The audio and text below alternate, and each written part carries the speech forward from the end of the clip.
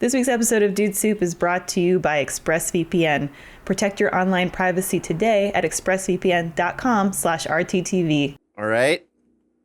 Very nice. Now here we go with Dude Soup.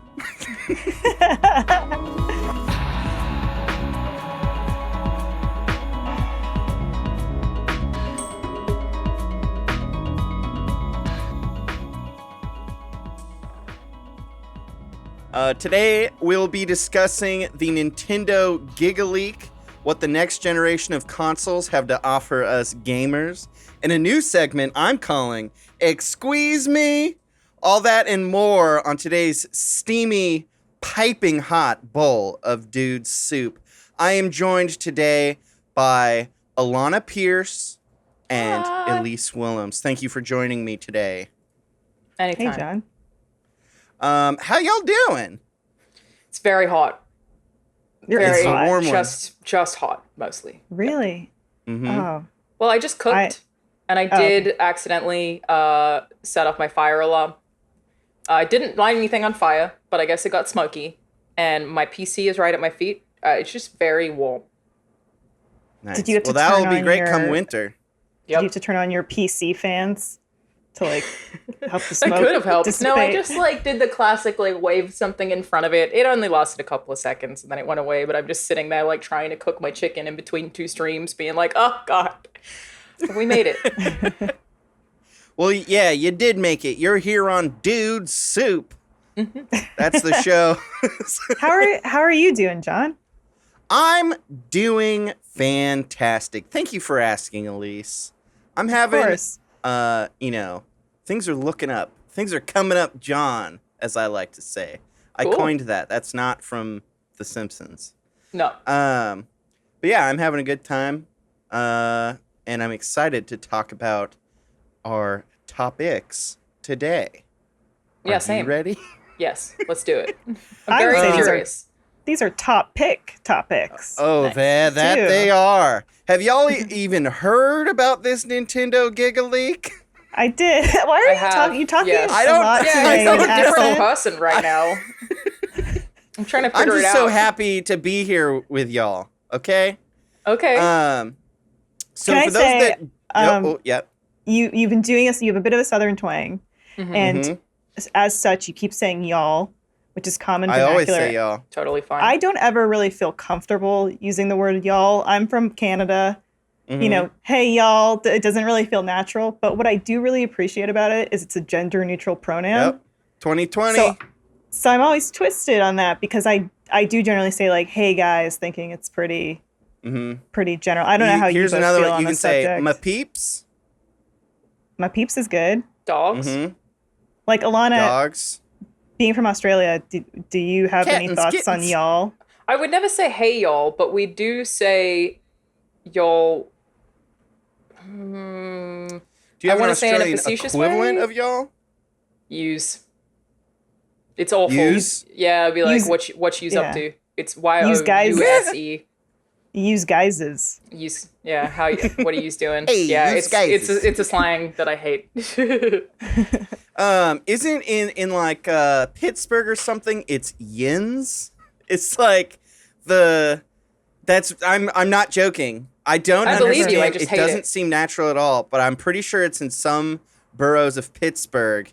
YINZ yins is the What you's doing? y'all of Pittsburgh. No, okay, it's already grown on me. It's all right when you say it. It's not that bad.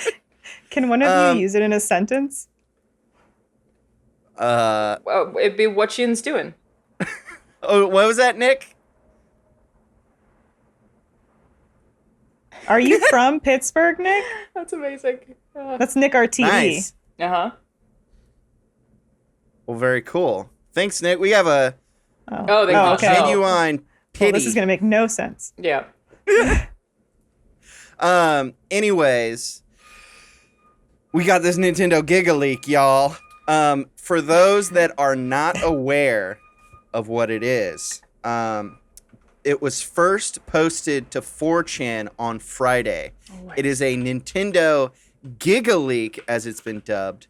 It's a deluge of internal data dating back 30 years, including development repositories, master ROMs, and tons of beta content that never made it into games. There is so much data that people are still combing through everything, and new discoveries are being made every day since the leak.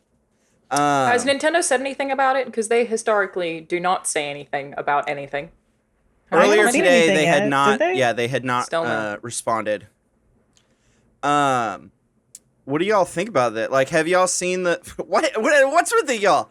Have you seen the like what's coming out of it? It's pretty cool.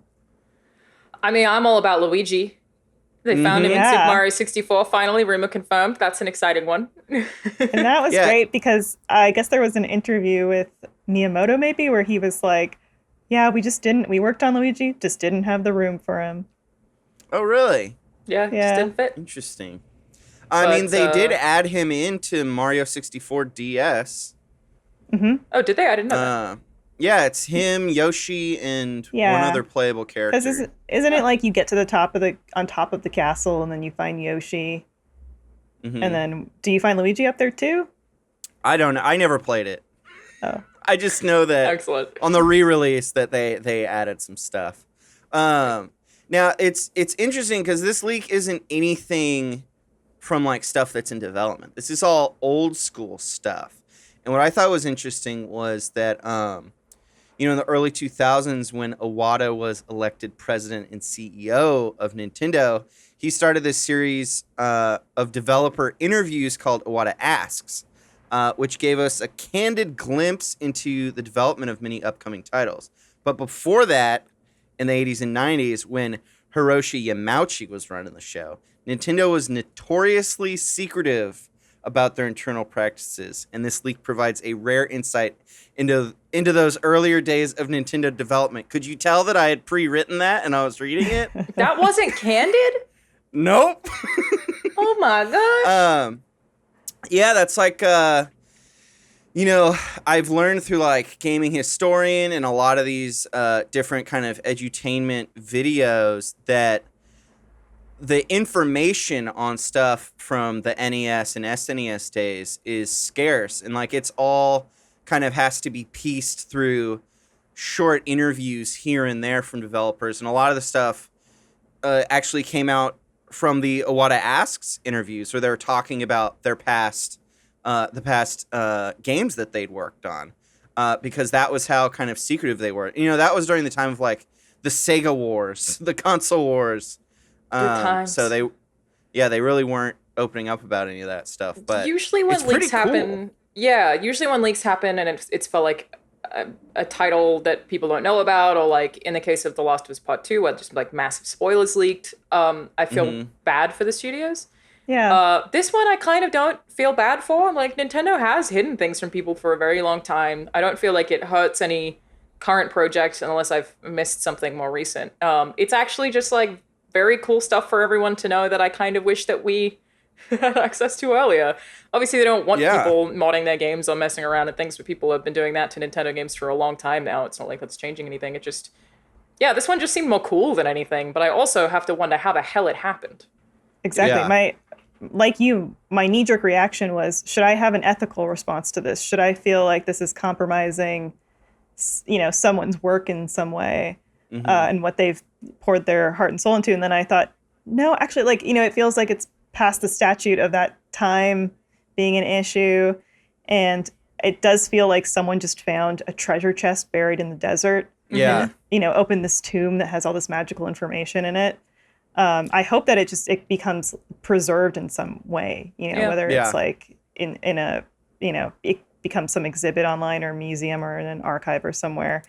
And for me, I wish that, a lot of these creators, directors like Miyamoto would go back and kind of do these tell-alls, but I think a lot of them don't have that kind of like sense of self-import as well. Where like they look back at it and think, yes, I loved what I did, but it doesn't feel like more than just, I was working hard on something. Like they don't kind of they don't feed into the ego of their own work, if that makes any sense. Yeah. I mean, in that regard, in that regard, I did see recently a report that like the Nintendo executives have like, I think they get 1 million a year or something, and then compared to the American CEOs that are getting like 100 million a year. It's nothing. So it's just kind of like, that like, they don't have these, like you said, these huge egos around what they do and feel that they should have the world. It's probably also company policy that they're just not allowed to. I know that Sony is similarly pretty secretive and like very tight-knit when it comes to PR and marketing stuff, that they're probably just not allowed to talk about it. And yeah, I mean, I'd probably want to look more into how Nintendo or how the devs feel about this stuff. But same as you said, Elisa was like, should I feel bad about this? But my immediate reaction is actually, this is super cool. Am I going to learn stuff we never would have otherwise? Well, at least really cool. One of the developers of, I think, Star Fox 2, Dylan Cuthbert, actually responded to a tweet that someone posted a screenshot of. Like, it's a CSS or C++ tool, just something for coding.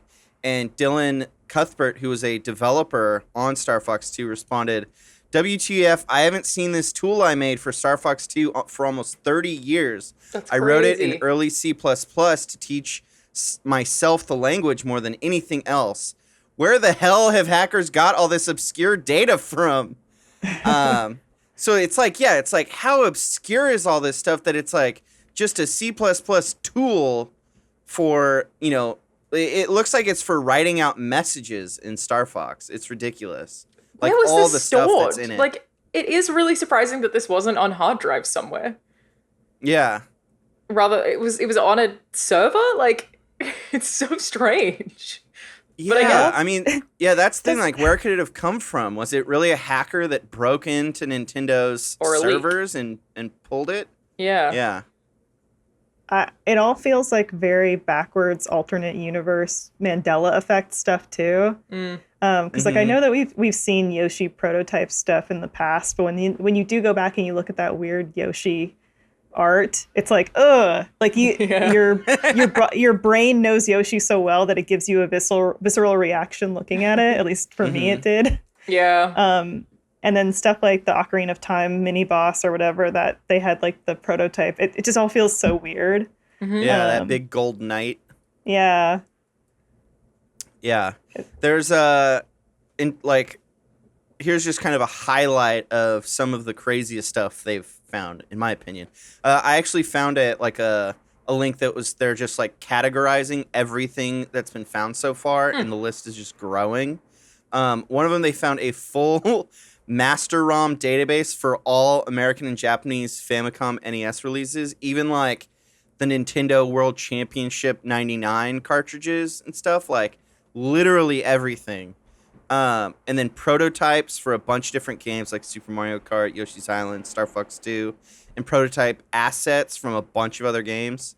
One that I thought was really interesting was there was a prototype of a game that was titled Super Donkey, and the protagonist resembles Stanley the Bugman from Donkey Kong 3. Hell yeah. It's like this weird... I don't even know who that is. Donkey Kong 3 was like this weird... You play as like I never played it. Like an exterminator, and you have like a It's little... like a Rayman style. Oh, gotcha. Okay. Yeah, and things are falling from above, and you're just shooting up. It's just it's like a simple arcade game, but you're shooting up at the bugs. It's Donkey Kong. It's like, what? I'm looking at a YouTube video of it right now that is titled the D''Onky. The Donkey. The Do. Donkey. There's another one. Like, that's the thing. Currently, it's all just people that are combing through it all, tweeting out like a video or pictures here and there. Yeah, it's like a real community effort. Yeah, it's not really being aggregated. I haven't seen it being aggregated anywhere except just the list of stuff on that one doc I found. But there's this other one that's really funny. It's a mini game for Yoshi's Island where your baby Mario, or well, I guess you play as a Yoshi helicopter. It's like a Yoshi-shaped helicopter, and then baby Mario is handing off missiles to this Yoshi helicopter, which you then drop on like enemy bases. And it's like, I'm trying to look at that. What is this? Because there are two. I have it linked in oh that my doc. god, yeah, because there are too many games. Wow, this helicopter one is something. It does seem like a lot of the stuff is like abandoned mini games. I was reading another article that I guess the Luigi part of having Luigi and Mario 64 originally was because the intention was to have mini games that you would play with Mario and Luigi. And I don't know how much of this is just like conjecture or someone reading into it, but the other theory, or maybe this was actually confirmed by someone at Nintendo, was that that part of the reason they didn't include Luigi in these mini games was because it would have warranted people having to go buy a second controller at launch. And Nintendo thought like that was too much to ask of the audience. Wow. To at launch, to like at launch have them buy this game and then be like, but to me in 2020, I'm like, oh, that's the perfect maneuver. Yeah. To get to upsell your controllers. Oh, it's also Joy-Con is so damn expensive. How Nintendo have changed. Yeah, I know. It's crazy. I'm gonna take a look at this other minigame. So there's the helicopter one. This is just by someone called Potato Tito, who's been publishing all of these. Which again, like, it's very cool that this is a community involvement thing. I really hope there's no lawsuits because Nintendo has had a history of being, it's basically the same, just a different map.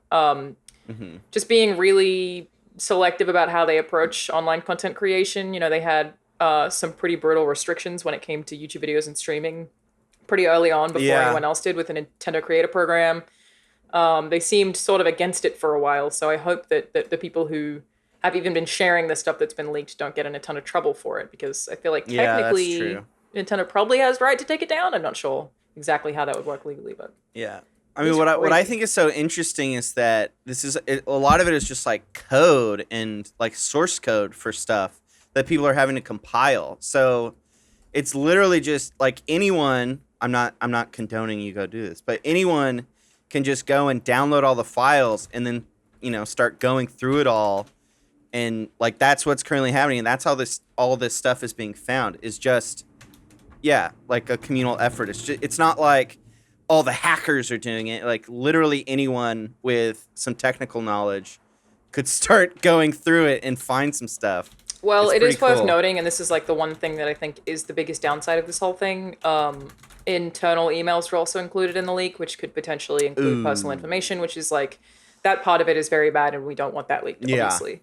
There are definitely some major downsides, and I just came across a tweet from Micah, who said, "Real talk, this Nintendo leak is bad on so many levels. It hurts them, it hurts fans, and it turns the topic of preservation into a topic of security and tightening the grip on intellectual property, regardless of its historical or educational value in history." That is a fair. I don't know. That's a really everything I was reading was just like, look at all this cool stuff. I'm gonna do 180. A great take, yeah. I'm gonna do 180, y'all. I agree. We need to squash this. There are for sure downsides. I wasn't aware of any of the personal data. Yeah. Oh yeah, I mean that's awful. I don't know that I feel like necessarily having this information can hurt the industry, but I do agree with the quote again from Micah. I think he's a digital Eclipse developer who said, the topic of preservation becomes a topic of security. And that is something that could have a ripple effect throughout the industry, because this is a massive leak. And didn't they just have another leak like a couple of months ago? I think there was another one pretty recently that had like some PowerPoint presentations and stuff like that. So there's definitely a security issue going on here, but obviously I don't want this to happen to them. I don't know. Now I'm split. I've confused myself. Yeah, because when I think about it, I'm like, what would be the aftermath or the reaction to this? It would be that developers, publishers tighten up their security and lock it down even more. But I feel like it's already, like, the major publishers, developers are already pretty locked down. Mm-hmm. Yeah. So here's the thing. The community reaction has been almost entirely crazy positive. Right. Everyone's loving it. So hopefully companies see that and go, okay, this was a bad security leak. Like, that's bad. Tighten up our security. But, just like the CIA releases stuff about UFOs after a certain amount of time, They should be It's just the releasing this same, stuff yeah. and letting people go through it. The crazy thing is, I think I've talked about this before. It's something I get up on my soapbox to talk about. When copyright was originally created way back in the day, there's a very short timeline. It was basically created so that, if someone invented something and tried to start selling it, a giant company couldn't come in and outsell them. Mm-hmm. So you only had your copyright for like a year. And then it went into public domain so that everyone could remix it, build upon it, and improve it and innovate. And then Disney came in, right?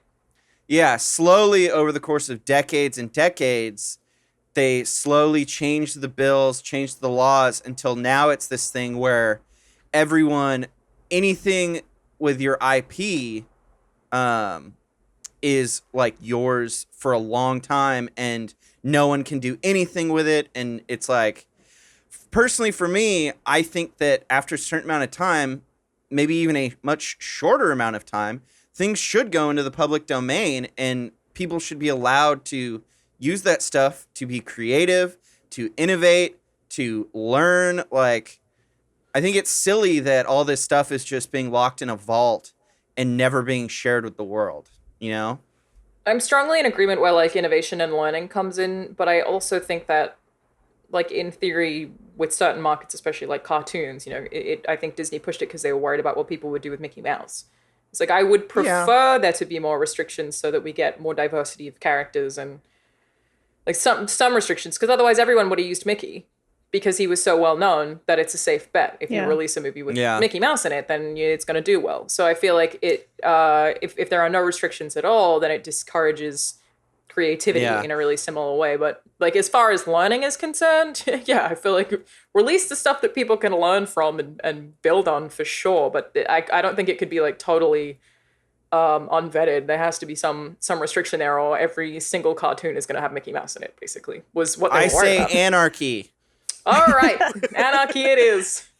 I think from the perspective of fandom and gamers put these games and these characters on pedestals and romanticize them and build lore around them and theories.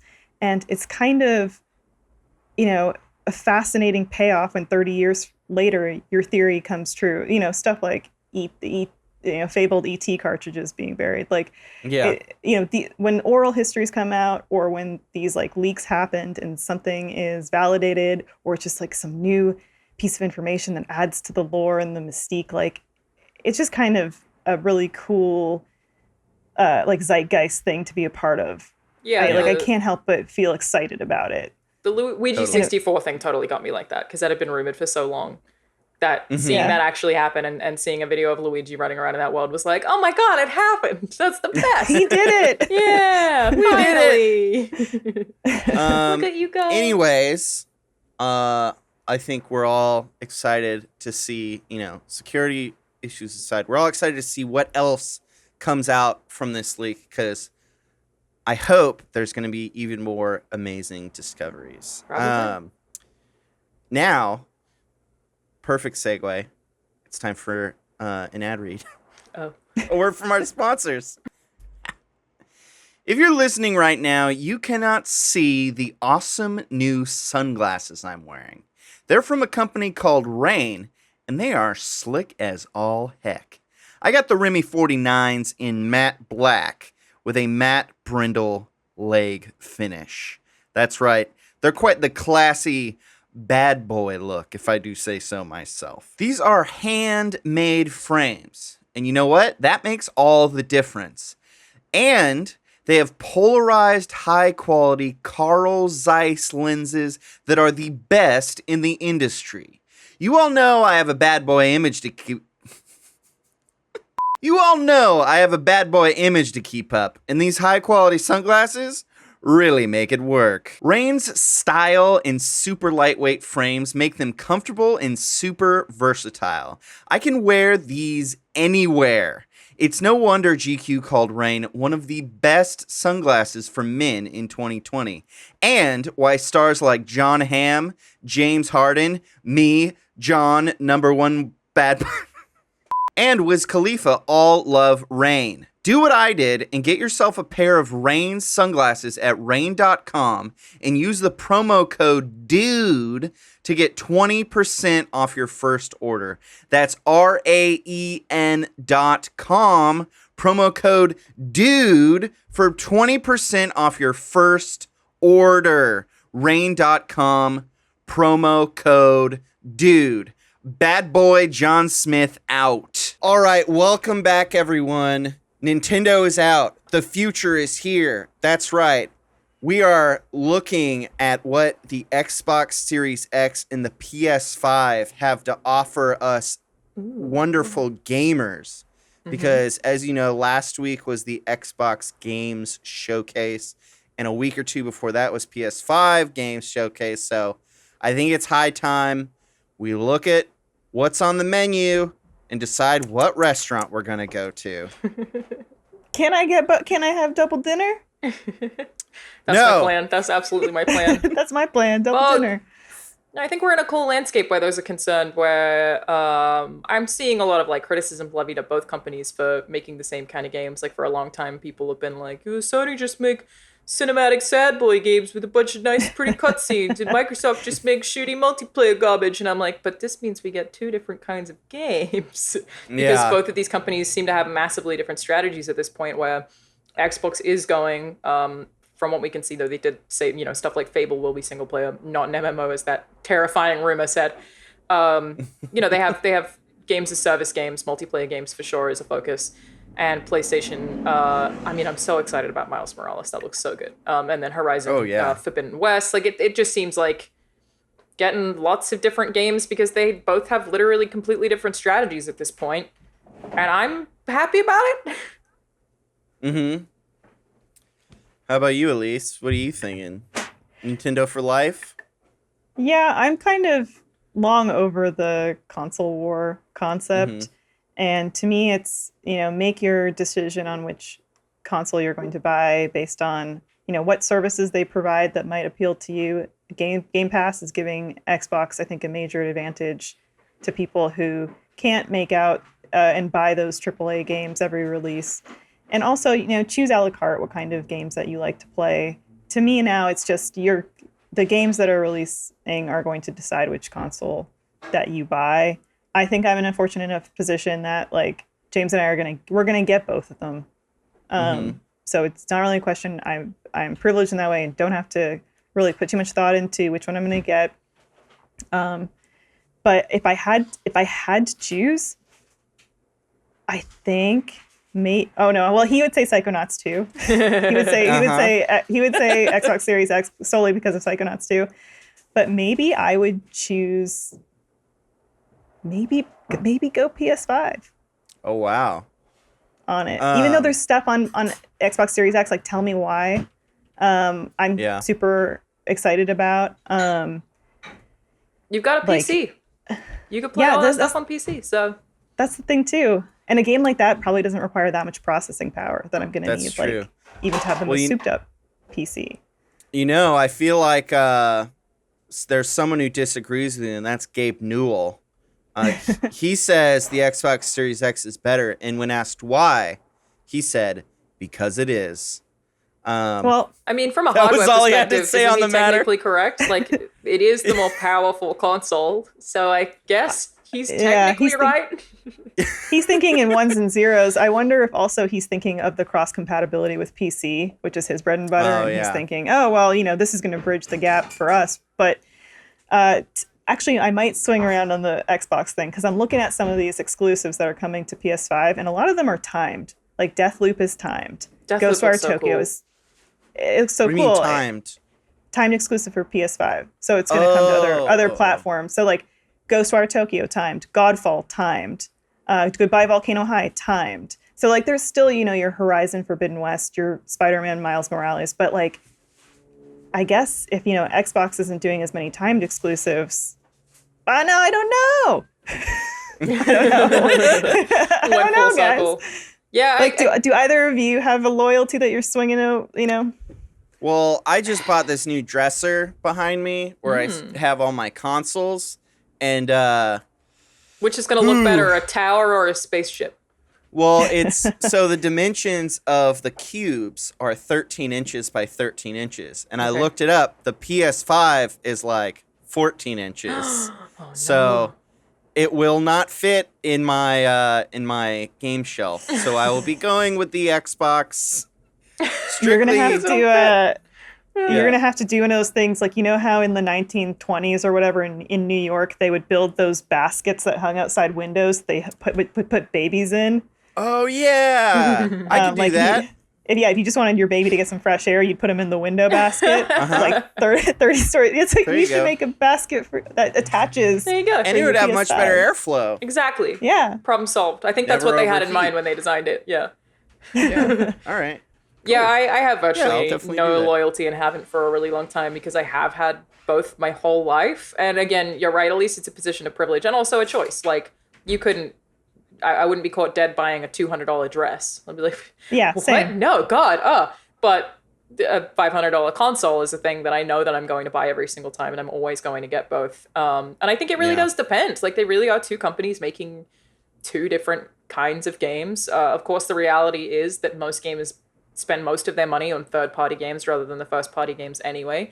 But if we're talking about like actual true first-party, and for games that we can just guess are being in development, I would say I'm more excited about PlayStation exclusives, like Miles Morales, like there potentially being another God of War, like there potentially being another Persona, are all franchises I really love. But I mean, I'm also really excited about Fable. I love Gears of War. I love Halo. Despite the naysayers, I'm super excited about Halo Infinite because it looks like OG Halo. So I think I was like, I'm on board. I don't care if it doesn't look next gen, which I also think is a fair criticism. So I don't know. It's a tough one to say, and I think that like it's ultimately right. It is just up to whatever you want. It doesn't have to be a war. People don't have to yell at people who want the other one. It's all good. Is that war still even a thing anymore? Like, I feel like it was. To me, generation or two ago. It feels a little bit to me like the people that still consider it a war are the guy that didn't know that, World War II, the guy in the Japanese jungle that didn't know World War II was over and was still fighting. Like, that's a little bit what it feels like to me. I think from the perspective of these companies, this console war no longer exists because they both have completely different attitudes, which is Microsoft is trying to sell Game Pass, which will tie into xCloud because they're trying to get a huge global market of like people who are also on mobiles, which they recognize as the biggest global market for gaming. But they're also trying to get people in Africa. It was literally Aaron, the marketing director, was like, there are so many markets we haven't tapped into. Whereas I feel like PlayStation's approach is to have blockbuster exclusives to get you to buy their hardware. And the hardware is where they lose most of their money, for the record. They make money off of software. So they're trying to get you to buy the hardware so that you will then buy their subscription service, which is similar, PS Now or PS Plus, but also so that every third-party game that you buy on their online store digitally, they get 30% from. So it's just literally two completely different strategies that I feel like the console wars doesn't exist because Xbox isn't trying to sell Xboxes. Because the reason you can get every single one of the games on PC is because they aren't trying to make you buy an Xbox if you don't need to. They are just trying to get you to buy their games or be a Game Pass subscriber. It doesn't matter to them ultimately if you choose not to buy an Xbox because you already have a PC. That's literally their plan. So if the console wars has always been, the PS4 sold more than the Xbox One, that doesn't make any sense anymore at all because that's not, Xbox literally aren't playing that game. So it's just not a thing. I think that's reflected. Oh, sorry, go ahead, Elise. I was going to say that's the most thoughtful analysis of it I've ever heard. Oh, thank you. Like, it's 100% accurate. Kudos to you, Alana. Thanks, I appreciate it. I think what you said is reflected in the sales estimates because projections have said that PS5 in the next 5 years is going to reach 120 million units sold, whereas Xbox Series X is going to be roughly half of that. Yeah, I'll buy that. But as you're saying, Microsoft, they don't give a fluff. No, I'm sure they want to sell hardware, but it is absolutely not their goal to sell more hardware than PlayStation. Yeah. Oh, Benson. Oh, Benson.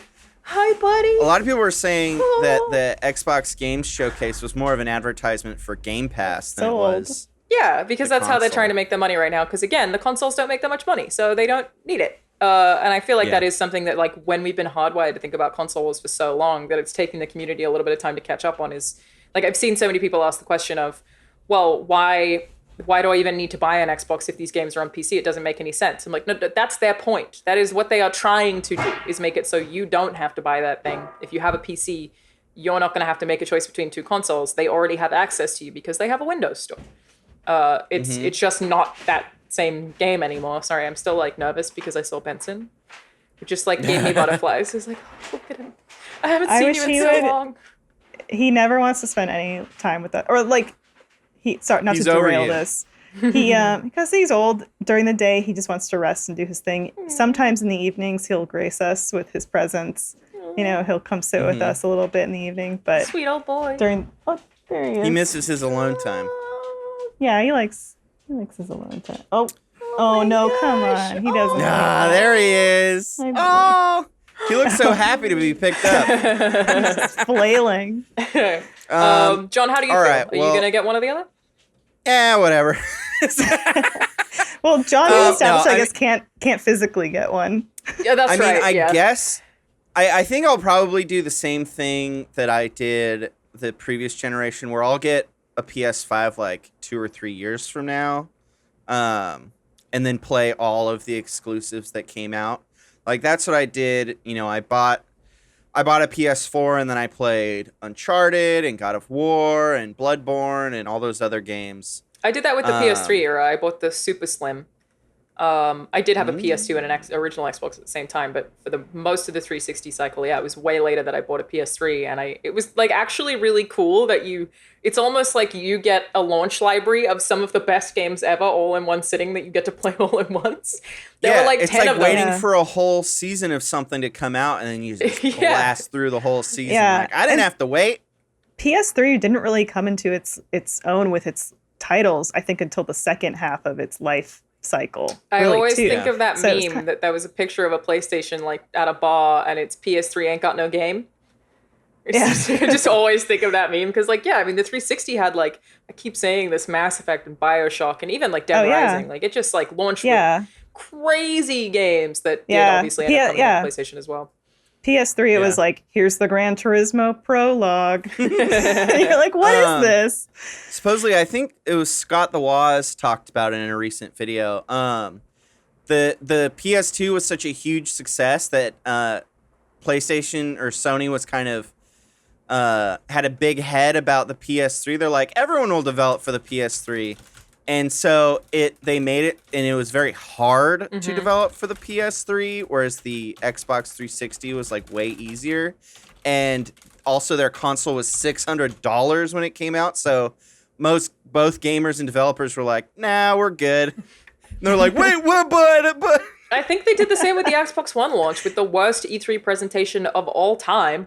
Was when they were like, have you heard about the TV shows you can get on your console, kids? And then they were like, DVR. We'll have a camera permanently watching you. Ha-ha. Yeah. And I worked the coverage of that launch in the booth for it. I like went out to Seattle for it. And I think, you know, the mood there was kind of like, oh boy, you know, how is this going to go over? Oh, beforehand? Well, just as it was happening, because I wasn't privileged to like... We did like just tech rehearsals, but they wasn't really covering the content. It was just like, this person walks out on stage and let's make it sure it works. But like while it was happening, I think the mood was kind of like, how are people going to take this? Because I feel like the on-site mood was sort of nobody being, exquisitely, like myself, really. I'm just kind of speaking to myself, being like exquisitely jazzed about it. It was a weird... It was a weird attempt that came from a place of ego, even though the PS3 did end up selling more in the end. And it was so... Go ahead. Oh, sorry. No, I'm sorry. Go ahead. No. No, I'm so sorry. No, I'm sorry. Because John, I think although this has been an insightful conversation, it's time to hear from one of our sponsors. As we slowly adjust to the new normal, we need to be smart about how we do business. Luckily, there's Stamps.com to make things easier. Thousands of small business owners have discovered the benefits of Stamps.com in the recent months. They've been able to keep their businesses running and avoid the crowds at the post office, all from their own computers. And so can you. Now, hopefully you're staying home and staying safe. Stamps.com brings all the mailing and shipping services you need right to your computer. Whether you're a small business sending invoices, an online seller shipping out products, or just working from home and need to mail stuff, Stamps.com can handle it all with ease. Not only is it convenient, but Stamps.com will get you great discounts too. 5 cents off every stamp and up to 62% off USPS and UPS shipping rates.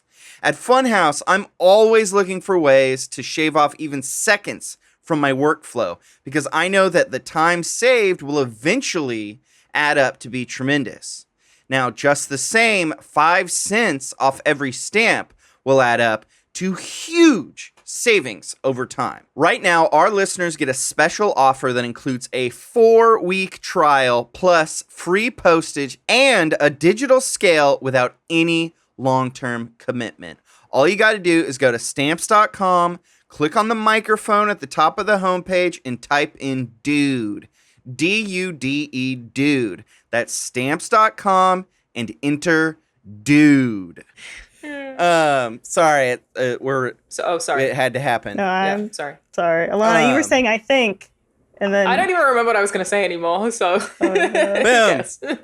All right, we're back, and guess what? The future is out. The present is in. It's time for a new segment. Hold on, I just gotta click this thing. It's time for a new segment that I like to call Squeeze Me. Squeeze Me? Did y'all hear that? Yeah, very nice. Thank you. I prepared that. Very good. Yeah, but you heard the intro? You heard it? Yes, we heard it. Okay. I didn't hear it, actually. Squeeze Me? Sorry, can you say that again? Okay. Squeeze Me? Is that you or Jacob? Did you hear it that time? It's you, I think. Are you pulling my chain? I heard Elise? it. Okay. I heard it. So this is weird news that makes you say, oh. Squeeze me? Very good. Yep. First off, Alana knows what I'm talking about. Big Bird Kevin banned over bad behavior at Queensland pub. That's right, an emu who's known for being a regular, one of those daily, those people that go to the same bar every day in and out, and they're just hanging out. You always see him.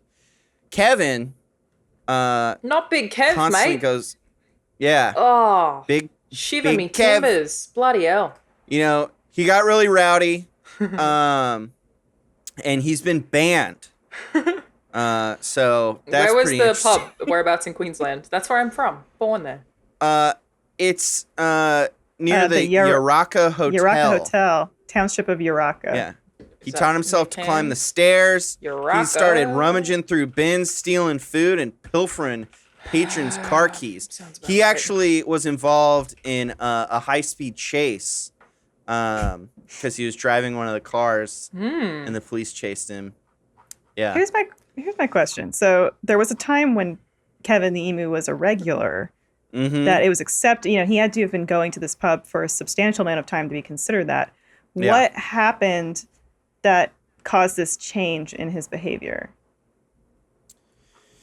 He dropped out of college. Too much sugar. And then from that point, everything just went downhill. He got mixed with a bad crowd. Yeah. Started doing some drugs. Bad birds. Yeah, just some bad birds. Yuraka's not that far from where I am from, actually. Oh, really? As it turns out. Yeah. Oh, are you familiar? Or are you ever feel like rub beaks with Big Bird? Sadly, no. I kind of want to look That's a bummer. See if I can find more information about Yuraka. But it seems like it's kind of in the middle of nowhere, honestly. But not that far away. I could check in next time I go home, give you guys a live Kev update, see how he's doing out there. Please do. Yeah, I would love that. I would really appreciate that. Anyways, did that make y'all say, squeeze me? Did it? I mean, pretty much. I had questions. Oh, no. Oh, it didn't? Yeah, we want you to give us something that's really going to make us say it. Say what? How about this? Say what, Elise? Space Force has Space Horse. Say what? I don't even know. Did you hear it? No, you didn't play it that time. Space Force has Space Horse. Okay. That's right. Make us say "excuse me." That's not the phrase, Elise. That's what I heard in the clip. I know you're patronizing me. Saddle up for a ride through the cosmos. Space Force has horses, as reported by Observation Post. That's right. Why? Because why? It's like they have like their base is in the desert or something. I don't even know. They tried to explain it and it was like, okay, guys, you just like horses. It sounds like it's maybe only one horse. It is one horse. His name is Ghost, and they're shooting him into space on Tuesday. What? Are you serious? Well, now I'm very much excuse me. We went from what? He's gonna live on the moon. Mm-hmm. Well, that's Wait, are you making this part up? That part's made up. He's going to the moon. I don't believe it. I'm not seeing this in the article. I don't think that's true. I think y'all are you not? No. I'm not seeing that. I believed you insofar as... Excuse me? Oh, I love it. I believed you when you said that they were shooting them into space, because I was like, I don't know, they do crazy shit. Throwing animals into space these days. Elon with his car in the sky and stuff. But now that I think about it, that I don't. What would the benefits be? It says here that his tasks will range from conservation efforts to the enforcement of hunting and fishing laws. Yeah, he's really cracking down on those poachers. Yeah, gotta make that happen. Okay. Stop!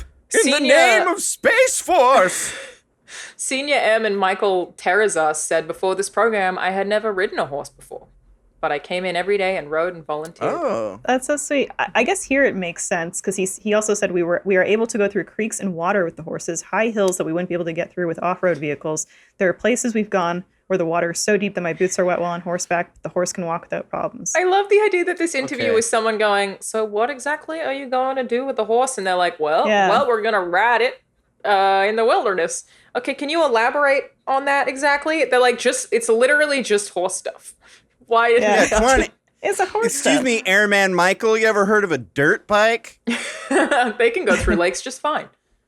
Yeah. Anyways, I just love the phrase Space Force has Space Horse. Very good, very good. I guess it is a bit more grounded, but here's another one. You tried to get us to say it.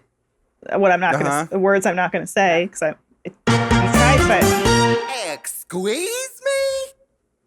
Yeah, you tried to get us to say that by lying to us, deceiving us. Okay, well, I actually didn't want to do it. Yeah. Here's the next one. And I hope y'all have more of an open mind for this one. Cartwheeling man attempts to evade arrest. That's right. In Orlando, Florida. Oh my God! Of course, it's Florida. A 40-year-old man was filmed doing gymnastics when the police showed up, and instead of cooperating, he cartwheeled away. Evading police for more than an hour, doing backflips, parkouring off of walls. He did that one thing where he donkey jumps over a car. That's a real triple Mario where you go whoa, yeah, whoa, ha ha. Yeah. He did all three. He actually, his efforts after he serves his time. He's been selected to participate in the Olympics when they come back. No, you're that's a lie. Is that what the excuse me is? True. That we have to figure out what the lie is? This man is almost definitely drunk, but his acrobatics are still very clean. He's quite fabulous, actually. He is very fabulous. And that's what the CEO of the United States division of the Olympics also said. That's a lie. It's not a lie. Oh, he said it's not a lie, so it must not be. Oh, I believe it.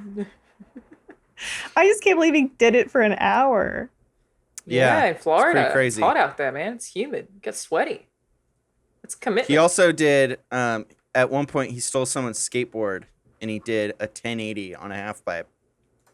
That's a lie. That's a lie? Is this what this is? It's...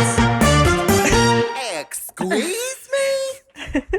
Anyways, that'll do it for my new favorite segment, Squeeze Me. Brilliant. And now, a word from our sponsors. This episode of Dude Soup is brought to you by Box of Awesome with Bespoke Post. If your mailbox is anything like mine, 90% of the time, it's a fairly depressing place. It's got a lot of political flyers, utility bills, a ton of coupons that I'm never going to use, but once a month, I do have something to look forward to, and that's my Box of Awesome from Bespoke Post. I've talked about it in the past, but the sharpest knife I've ever seen in my entire life, including visiting museums, is from Bespoke Post. I got a very, very sharp nigiri knife in a box a couple months back, and I use it I love to cook here, so I use it for all my cooking at home, and I didn't realize how much easier that process could be and kind of cooler that process could be until I got my Box of Awesome. Now, this is just my story, but Bespoke Post sends guys only the best stuff every month. And no matter what you're into, Box of Awesome has you covered from style and grooming goods to barware, cooking tools like my knife, and outdoor gear. Box of Awesome has carefully built collections for every part of your awesome life. I was literally just on the website kind of seeing what was going to be coming down the pipe potentially. There's a really nice duffel bag. There's a bar mixing kit. But the thing that I think I've got my eye on is this pancake skillet. It comes with all the mix and everything. But then even when you use the mix, you have this really amazing skillet left over. I would recommend going to the website and checking out what they have to offer. But if it feels a little intimidating, don't worry, because you can get started just by taking a quiz at boxofawesome.com. Your answers will help them pick the right Box of Awesome for you. They release new boxes every month across a ton of different categories. It's free to sign up, or you can skip a month. You can also cancel anytime. Each box costs only $45, but it has over $70 worth of gear inside. If that doesn't sound like good enough of a deal for you, you get 20% off your first monthly box when you sign up at boxofawesome.com and use the code DUDE at checkout. That's boxofawesome.com, code DUDE for 20% off your first box. Can I give you a recommendation for Squeeze Me? Sure. I guess it's kind of just the show Chump on Rooster Teeth, but that you would give us, the contestants, three outlandish news stories, and we have to guess which one is the Squeeze Me. Oh, I see. Well, those were all true, and none of the facts were made up. So it's a completely different show. Got it. Yeah. Got it. Yeah. Well, I'm saying everything I said was the truth. It's a bit of a hard netting. You did a little bit of a hard netting there. Yeah, and it seems like you really enjoyed the lie part. I wasn't lying. Prove that I was lying. You're right. I can't. There's no source. There's no source for half the things you said. Anyways, we have a few minutes left. Mm-hmm. By a few minutes, I mean probably about 10 minutes. So what I wanted to do was just have a casual chit-chat with y'all. My southern voice is back. Oh, no. Oh, narrative God. loop. Start it, end with it. Who is this? It's like in a movie when suddenly they're at the same location that the movie started, and you're like, well, guess this is the end. That's right. What have y'all been doing? What have y'all been playing? What have y'all been watching? At least I know you have been playing Origami Queen. What is it? Paper Mario and the Origami King. Yes. And Alana, you've been playing Ghost of Tsushima? What was it? Ghost of Tsushima. I think I'm going to go for the platinum. Oh, yeah. Oh, really? Yeah, that's what I've been doing. Doing all the side quests, petting foxes, chasing birds. It just feels like a really good time to try to go for a platinum of a game. Because it's like, I have to stay indoors even though it's goddamn beautiful outside, and it's a big game. So that's what I've been doing, and I'm having a great time. But I am curious about Origami King, Elise. I have never played Paper Mario. I don't think I wouldn't consider it maybe the best Paper Mario. I love Thousand Year Door on the GameCube. I think it's like an incredible game. Mm-hmm. This one is definitely head and shoulders above Sticker Star, which came out on the Wii or Wii U. The story and the humor and the writing and the puzzles are so solid and so fun and so charming and wondrous. And I'm really enjoying playing it. There are moments where I have like an emotional reaction or I laugh out loud.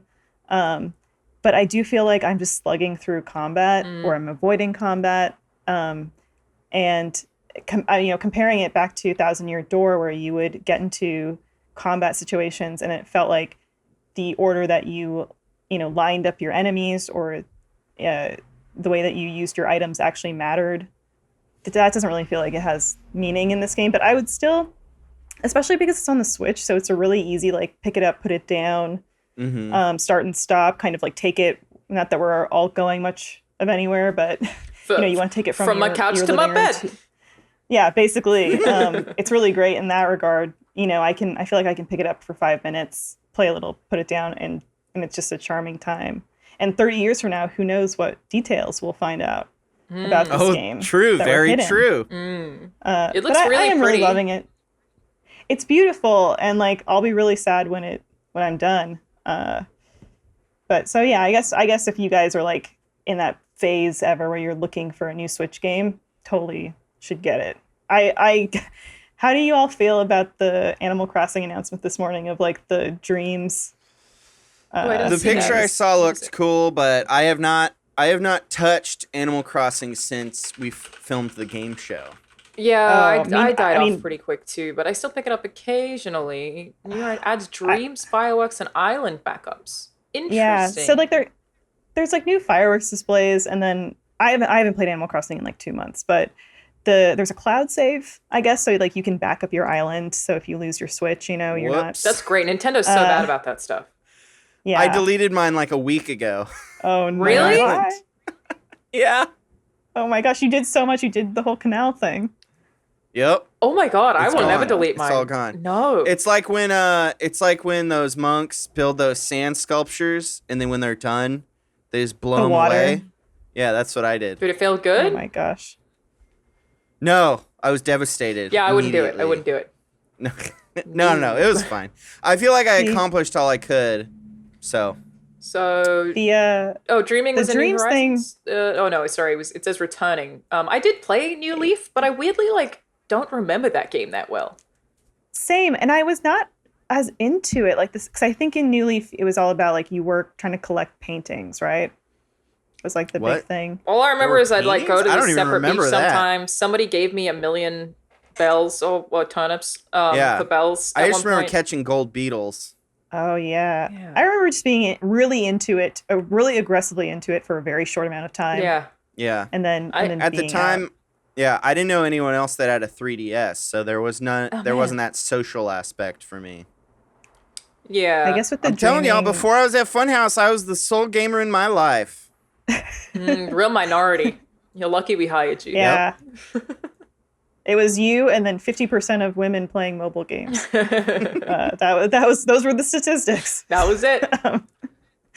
I guess it's a dreaming thing. Like, so is that when you get in a bed, you'll be greeted by Luna. Luna offers visits to other islands as a dream, and with her help, you can share your island as a dream with others too. That's actually pretty cool. It's a cool system. Yeah, I guess it sounds like if you want to go and fuck around in your friend's island, there's no ramifications of it. Mm-hmm.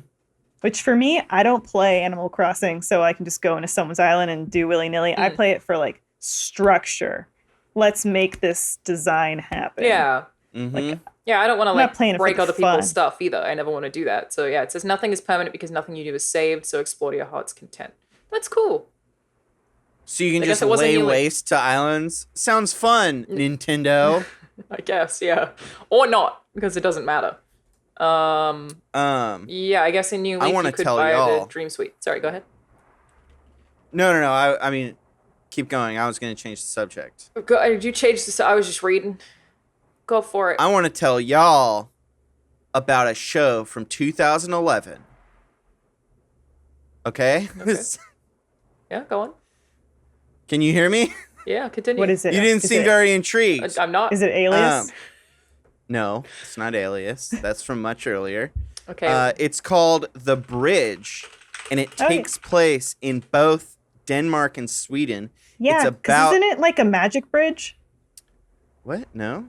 Or don't they what? cross it and then there's Trapped on the other side? Are we thinking of two different shows? I think you're thinking of Bridge to Terabithia. No. No, this is a crime, kind of one of those genius criminal is leading the cops along type show. A Death Note situation. Death Note situation, yeah, because one of the lead investigators is they never state it specifically, but she is like a high functioning cute anime girl person with autism. Yeah, cute anime girl. So I almost watched this show because it has Diane Kruger in it, and I love her. Oh yeah, wait, who's that? I think she's the blonde. She's just so like classically. She's like one of those actresses that has that like classic old Hollywood beauty.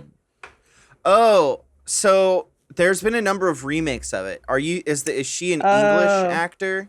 Yes. Well, she's technically German. Yeah, they remade it in English. I'm watching the original one. Oh. Yeah. From 2011. Pretty fun, pretty cool. It does, because it is from 2011, it does kind of have that, like, it's still television. Like, I don't know, like y'all remember, like, before, like, I feel like Breaking Bad and Mad Men, they kind of elevated television to a new kind of standard. When was Breaking Bad season 1? That was 2009, I think. But, like, it took a while for everyone else to kind of catch up. And, like, now, most television is kind of, they're almost like long movies. Like, cinematically, they're wonderful and everything like that. So The Bridge still kind of suffers from that. Like, no spoiler. Well, I guess it is not connected to anything, but at one point, there's someone who's drawing a picture, and then they die while drawing the picture, and then so they have an incomplete picture of the killer. I hate that. It's always in video games where like there's a note discovered and it's like like the final thing someone did was write down what they ate for breakfast. And you're like, what? John, why are you watching this show? I just looked on IMDb and it's not even in the top 50 shows that came out in 2011. That's because Denmark and Sweden have small populations and they don't use IMDb. They use the other one. IMD Swede. Is it because you finished Dark and then you were like, I need something like this to watch? Yep. That's actually, I was like, I need something that's European and grim for me to watch. That's fair. And that's what I did. Apparently Game of Thrones started in 2011. I highly suggest it. What did? Game of Thrones. Oh, yeah. Game of Thrones? Oh, yeah. What platform are you watching on? Where can you watch it, is my question. It's on YouTube. Oh. Well, I'm familiar with that. You can buy it. You can buy it on YouTube. Got it. Yep. So you bought it? Yeah. I bought the episodes on YouTube. That's right. He bought them on YouTube. Okay. Nothing. Okay. He definitely did. Mm-hmm. Okay. Cool. I saw 13 Ghosts for the first time. I really? thought that movie was super fun. It's great because it's made by the same company that did House on Haunted Hill, which I always loved. On VHS a million years ago. And I've seen it a billion times, but it's so the same formula, and it's such an era of late 90s, early 2000 horror that's just so cheesy and great. And then after I was like, okay, well there are all these ghosts, these 13 ghosts, and James was like, well, the DVD special edition or whatever had a BTS where you could go and read about the backstory of all the ghosts. And I was like, what? That's the cool stuff they didn't actually put in the movie. Extended so then universe. Of course I went and read about all the ghosts. The ghosts are the firstborn son, the torso. I remember the torso, the withered lover, the angry princess, the great child. One of them's just called the Hammer. Yeah, it's like where, and they appear in the movie with no semblance of this backstory. Yeah. The Juggernaut, Horace Breaker Mahoney. The director's cut was 6 hours long, and it tells the each individual backstory. But at least you know what I always say. I've said this many times, and I'll say it again. Anything with Matthew Lillard is gonna be a smash hit. Smash hit. Mm-hmm. Yeah. Yeah, you do always say that. Yep. Yeah. I will agree. Matthew Lillard underrated. True. Yeah. Tony Shalhoub though, all-star. Oh. Mm-hmm. What else is Matthew Lillard? He's also in it. I've never seen 13 Ghosts, but I am looking at the Googling please, tree. Please watch it. Matthew Lillard is in Scream. Yeah. He's like, oh yeah, he's great. He's Shaggy, right? Yeah. Shaggy. Shaggy 2 Dope. Oh, The Descendants. I think. Yeah, he is. He's in plenty of Scooby. She's All That. Without a Paddle. Hackers. There was something he was in recently too, a series, like an HBO series or something. Moving on up. Look at you go. What was it, Matthew? Go, Matthew. He was in whatever Baskins is. Teen Titans Go. Oh, he's still the Shaggy. Robot Chicken, are you thinking of, Elise? There's a Teen Titans Go Scooby-Doo crossover? What? Oh, that's really? so cool. Damn. What? Yeah. He is in a few video games. There you go. A lot of Scooby-Doo for this dude. Just a lot of Shaggy. Yeah. I feel like when I was like really little, the coolest crossover was, the Jetsons and Scooby, or the Jetsons and the Flintstones are together. Or like it was, it's the Simpsons crossing over with something. Yeah. Just like Scooby-Doo, it's time for us to our way out of here. That's right. The Dude Soup is coming to an end. It was very good. I want to thank... Oops, sorry. I want to thank y'all for joining me.